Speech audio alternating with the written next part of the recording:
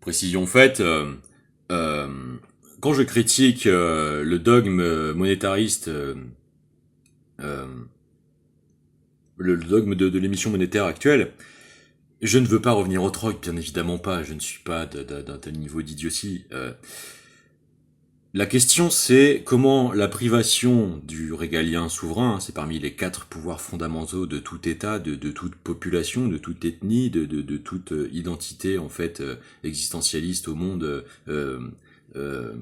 déterminée par des ensembles communs de critères civilisationnels, hein, comme être français par exemple, hein, parler français, être né en France, etc., etc., ou vouloir l'être. Dans ces 4 piliers, vous avez donc faire la paix et la guerre, faire les lois, battre monnaie et faire justice. Et vous voyez comment les deux derniers sont liés, c'est-à-dire que euh, la privation monétaire décide des budgets consacrés aux institutions, dans cette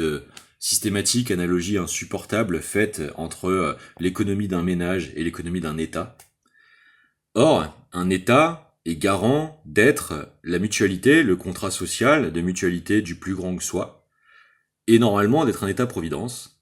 et du coup d'avoir une liberté supplémentaire à la nôtre seule, qui est de pouvoir générer des disponibilités de services à ses concitoyens, telles que la démocratie de la sanction du choix des orientations des politiques devrait pouvoir le permettre. Et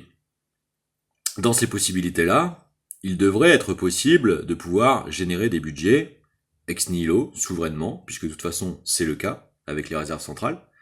pour pouvoir pourvoir à tout un tas de services à ses concitoyens nécessaires à leur bonne qualité de vie, comme la justice, comme la dotation, la création de cellules spéciales de modernisation des processus d'enquête, de veille contre les nouveaux types de menaces existantes, de réparation des victimes, de protocoles expérimentaux de développement, d'amélioration en fait des prises en charge des sociopathes, des victimes, d'une amélioration de la carcéralité,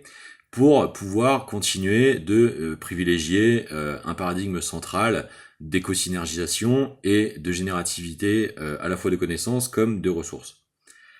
Et donc, c'est mon point de vue personnel, c'est celui nourri de prospectives polydisciplinaires combinatoires et convergentes sur plus de 25 ans, à une intensité vraiment très très engagée. Personnellement, et c'est dans cet axe-là que je veux dire tout ceci, c'est-à-dire que on voit comment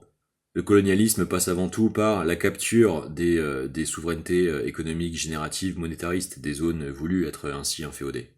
Bon, il est insupportable qu'en France, ça a été le cas par la politique de Bruxelles, quand on voit ce à quoi elle sert véritablement, c'est-à-dire importer la terrorisation, le cyberfascisme, les tensions interethniques, et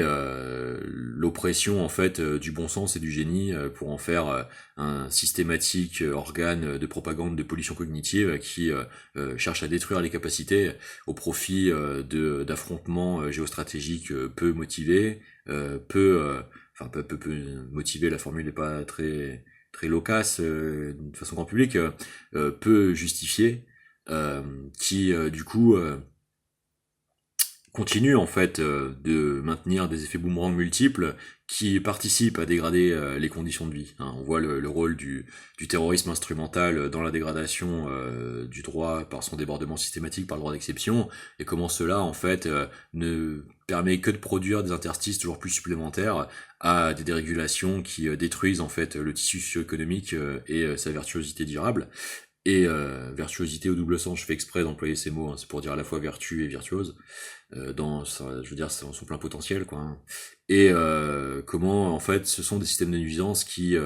touche après touche après touche après touche dans un panoptique d'ensemble, du coup dégradent nos conditions.